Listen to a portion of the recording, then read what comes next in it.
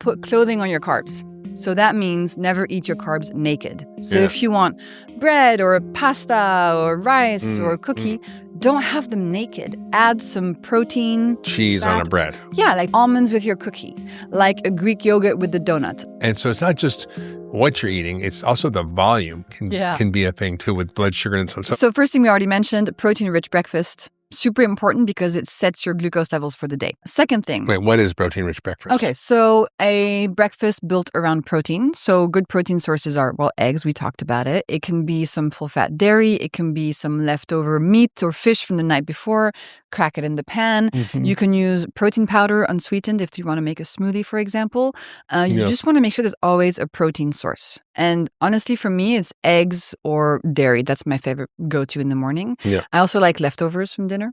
It's an easy way to get some animal protein. And you could like have, full fat Greek yogurt, which has more protein, and you can add nuts. Yes. Walnuts, almonds, pumpkin seeds, whatever. And some berries. So the more nuts you eat, and the more thick the yogurt is, the Greek yogurt has higher protein. So that's important to know. And a key thing for breakfast also is to avoid anything sweet except whole fruit if you want for taste, right? Yeah. But the base should be really the protein and the healthy fat. And more French toast, huh?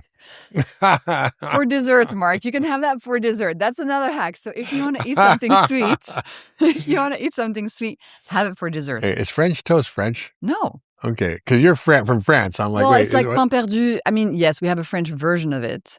I don't know if it was invented in France. Okay. Did Americans just call it French toast? Maybe. Because we don't call it French toast. And you probably don't call French fries either. No. You know what we call French toast? American fries. American fries. We call it pain perdu, which means lost bread. And I think maybe it is French. I think we used sort of old bread. Yeah, so lost bread. So French toast or anything sweet, have it for dessert after a meal. Okay. At any point. Even if you're pregnant and you want a donut, have it after your lunch or after your dinner, not on an empty stomach. Yeah. That's going to reduce the glucose spike for you and your baby. Okay. So that's helpful. Move after eating. After that big feast, if you had gone for a 1 hour walk, you would have seen a much smaller spike. Even 20 minutes. Even 20 minutes. Yeah. Even doing 50 squats in the living room for fun would have helped because as you move, your muscles absorb some of the glucose you just ate. Mm-hmm. So you should have thought about that, Mark. Not very glucose goddess of you. No, I was just so stuffed. I was like a stuffed pig and just needed to like. Well, if you're very stuffed, I have a trick. So you can do calf raises. So if you were really stuffed after the meal on your couch, just do little calf push-ups. You know what I mean? Yeah. You go up and down on the balls of your feet like this, and your calf muscle will soak up glucose that you just ate. Think about me next time. Should I do finger push-ups? Yes. So this is something that Mark Hyman just invented, everybody. Finger push-ups, very effective for glucose spikes. You heard it here first. Another one. Okay, put clothing on your carbs. So that means never eat your carbs naked. So if you want bread or pasta or rice or cookie, don't have them naked. Add some protein. Cheese fat. on a bread. Yeah, like cheese on bread, like almonds with your cookie, like a Greek yogurt with the donut, like chicken with your pasta. Always add clothing. Okay, we're not recommending donuts here, folks. Just no, but you know what I mean. I get the message. Listen, if you're going to eat the donut, have some almonds with it. So those are some core hacks that you can use anytime. I think that's important. Put clothing on your carbs, meaning don't eat them alone. It's the Metamucil and the Coca-Cola. That's what you're doing. You're putting clothing on the Coke. And one more thing I would say is try to start your meals with vegetables. Because studies show that if you eat the vegetables first at the beginning of your meal, you're creating this sort of protective mesh in your intestine that slows down how quickly the glucose from carbs arrives in your bloodstream. Fiber. Yes, fiber, exactly. Yeah. There's some interesting studies on wine and eating when you eat what in a meal and what that does to your weight and metabolism. And, and everybody knows that if you are hungry and you have a glass of alcohol or wine or whatever, you'll feel a buzz. But if you wait till halfway through the meal and then you have the same amount of wine, you don't get the rapidity of this buzz and you don't get the same spike. So that's the idea. You're just trying to lower the glucose spike. Yes, exactly. You're just trying to lower the spike. And so if you fill your stomach with fiber at the beginning of your meal, you can eat the same pizza or pasta afterwards, but it's going to arrive more slowly into your bloodstream. Therefore, a smaller spike. Therefore, you get a smaller crash. So not more cravings. Yeah.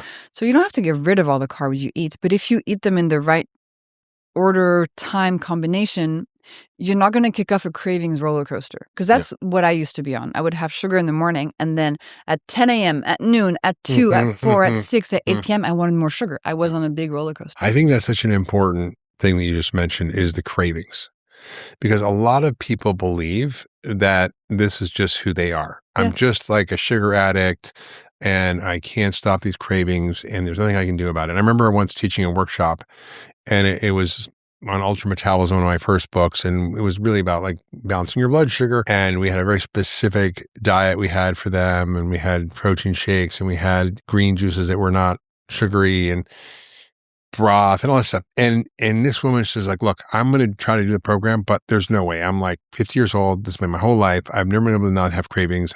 I'm going to try my best, but like, I just telling you, it's not going to work. Literally like the next day, she's like, this is amazing. I don't have any cravings. And I'm like, it's not that hard. It's like a day or two. And you sometimes will go through withdrawal depending on how much sugar you're eating, but you literally can break the cycle if you eat the way you're talking. And she was not somebody with cravings. The cravings were a symptom. I like to think of symptoms as messages. I like to think of symptoms as your body being like, hey, please, Jessie, stop with the sugary breakfast, Right. Those cravings were her body saying to her, you need to balance your blood sugar. Okay, so we did blood sugar, we did choline. Let's talk about, you choose. We can do protein or omega-3s. Let's do protein. Because protein is like, the new dietary guidelines just came out, and one of the big recommendations was eat protein, increase protein recommendations. And there's a lot of fast food companies that are just putting protein in foods like we put, fiber or whatever. And tell us about protein. So when you're building a baby, you're building a human body from scratch. Mm-hmm. And the human body is very high in protein. So protein is not just muscles. People think protein is just muscles and bodybuilding. So many things in your body are protein. The collagen in your skin is a protein. Insulin, the hormone that keeps your blood sugar steady, is a protein. Your immune system is made of proteins. So proteins are key. And by the time your baby's born, if you exclude water, he's 50% protein. 50% protein. So you need to eat protein to build that protein in your uterus. So naturally, the amount of protein in your diet should increase. But this is not something that pregnant moms are told. And there's new studies. The fancy word for them is the indicator amino acid oxidation method. This is a fancy word to say we now have better tools to understand how much protein you need to eat when you're pregnant. And it's more than we previously thought. What's the amount? So first trimester, 1.2 minimum grams per kilo per day.